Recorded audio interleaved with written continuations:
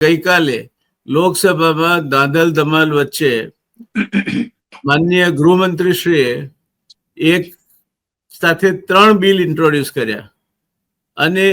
એ 3 બિલમાં પહેલું હતું ધી કોન્સ્ટિટ્યુશનલ એમેન્ડમેન્ટનું 131મું એમાં બંધારણમાં સુધારો કરતું બિલ 2025. ત્યાર પછી government of union territories amendment bill 2025 અને Jammu and Kashmir government amendment bill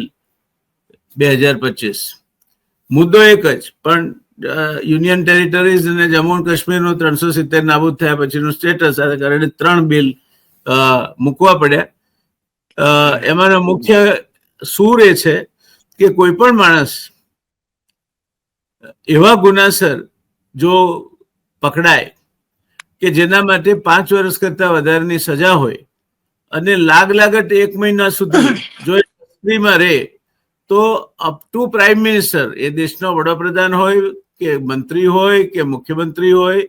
જે હોય તે પણ એ પોતાના હોદ્દા પરથી ગેરલાયક ઠરે અને વડાપ્રધાનની ભલામણ પ્રમાણે રાષ્ટ્રપતિ એને આ હોદ્દા પરથી બરતરફ કરી શકે.